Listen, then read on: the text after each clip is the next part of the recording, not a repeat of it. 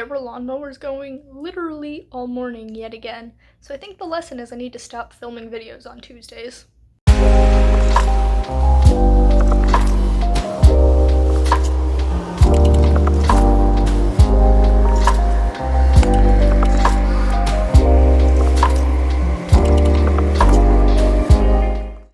Hello everybody, my name is Danny and welcome back to my channel. Today I have another episode of Let's Talk Tropes for you guys, and we're going to discuss characters with prosthetic limbs. Now, this might just be based on the media that I've read and seen, but I feel like prosthetics are one of the most widely used disabilities in literature, especially because of all the really cool things that you can do when you add that to a story that has sci-fi and fantasy elements, and because of that, I tried to pick characters and worlds where they do get to do really fun and cool things with their prosthetics. So without further ado, why don't we get into it?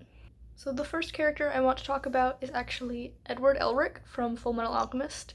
As you can see, he has a prosthetic arm and also a prosthetic leg, and along with him I want to talk about several other characters like Lanfan and Panina and Buccaneer, and even the dog in Fullmetal Alchemist has a prosthetic limb, because it is something that's just very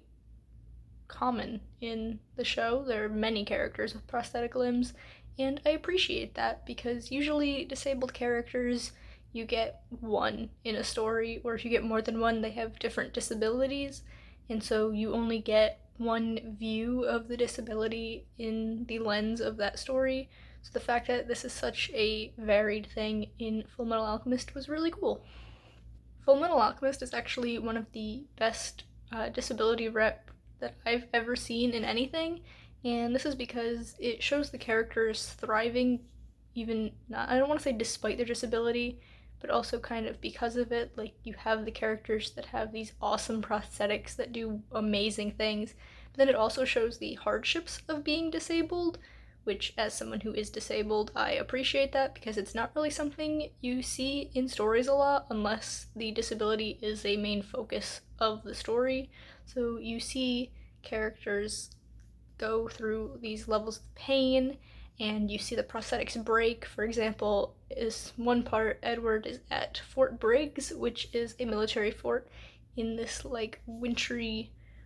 snowy place, and his prosthetic doesn't work there because it freezes and it breaks. But then you see him talk to Buccaneer, a soldier who is stationed at Fort Briggs, and his prosthetic is actually made out of a different kind of metal specifically to withstand the cold. So I really think that's a cool touch where it's a little bit more nuanced than you get out of most disability representation, where disability is not the main focus of the story. Next, we have Velia from Critical Role, and spoilers for both Campaign 1 and Campaign 2, but Velia is the mother of Keyleth, who is one of the player characters in Campaign 1, and as part of Keyleth's backstory, her mother went on this adventure and went missing, and all they ever found of her was her leg. And then in Campaign 2, the characters are on this island called Rumblecusp, and they meet this woman named Viridian who has a prosthetic leg that's made out of vines, and it's really cool, and she turns out to be Velia. She was just under the mind control of some creature, and so I wanted to bring her up because I think the nature of her prosthetic is really cool, and no, nature was not an intentional pun there, but Velia is a druid, and so the fact that her prosthetic is crafted out of vines and this natural thing, it's just a really nice little tidbit of character and world building that I thought was really cool, and I wanted to mention it. Then we come to Ash from the Evil Dead series. Ash is the protagonist of this series, and in the movie Evil Dead 2, his hand becomes possessed by some sort of evil spirit, and he cuts it off with a chainsaw in order to keep it from spreading to the rest of his body. And then he attaches the chainsaw to become a sort of prosthetic in order to better fight these evil spirits. And I don't really have anything specific to say on that. I just thought it was kind of funny and really cool to see a different type of prosthetic other than one that's just made to look and function like a normal limb. Next up, I want to mention two characters from How to Train Your Dragon, and they are the protagonist Hiccup and his dragon Toothless. So Toothless actually loses part of his tail towards the beginning of the movie when Hiccup shoots him down, and then Hiccup loses one of his legs later on during a fight with a massive dragon. And so the fact that the two of them kind of have matching prosthetics is kind of fun to me, and it just adds this level of bonding between the two characters and this thing that they share and have in common with each other that they don't have in common with other people. It's like this little thing between the two of them, and it's just a really cool moment, and I love seeing disabled characters as the protagonists. So the fact that this is Hiccup and Toothless and not just some side character in their dragon makes me very happy. Now I want to talk about Naruto and Obito from the show Naruto,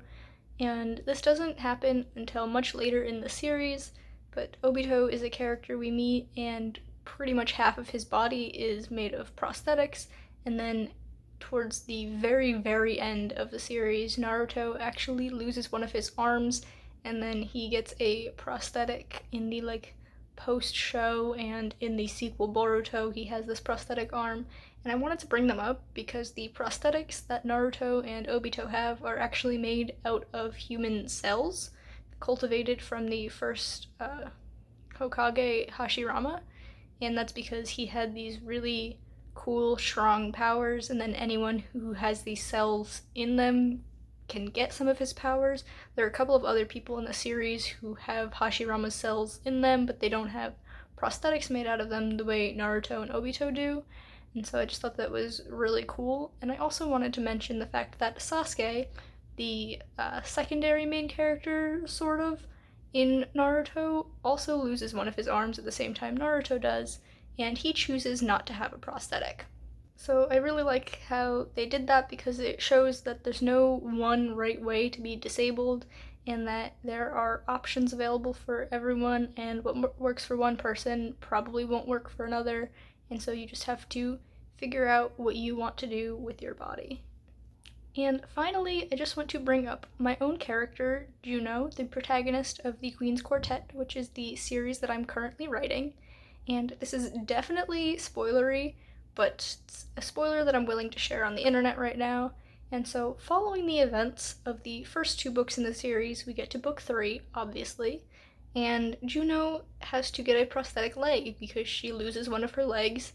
and that's pretty much one of the main focuses of book 3 is her adjusting to this new life as a disabled person and learning how to use this prosthetic and adjust to it. And I was inspired very much by Velia from Critical Role. So Juno at first has a normal prosthetic, but then she gets a magical one that is not made out of vines, it's more like wood, but still natural material. And so it's very cool, and I'm very excited to get to that part of it because it's something that I'm looking forward to writing. Now, I don't have a prosthetic limb, but as I've mentioned, I am disabled and I deal with chronic pain, and to be able to see some aspects of that in my own characters is a very exciting thing for me. And so that's all I have for you guys today. I do kind of want to do a part 2 to this because there are so many characters with prosthetic limbs out there that I wanted to talk about, but I cut for the sake of time. Let me know if any characters that you love have prosthetic limbs, and maybe we can get a discussion going down in the comments. And let me know if you would like a part 2 to this video, or if you'd like to see the next video in the series talk about maybe a different disability, or any trope at all really, because that's the focus of the series. So yeah, if you enjoyed this video, be sure to give it a thumbs up, and feel free to subscribe to my channel for more content, so then I will see you in the next video. Bye!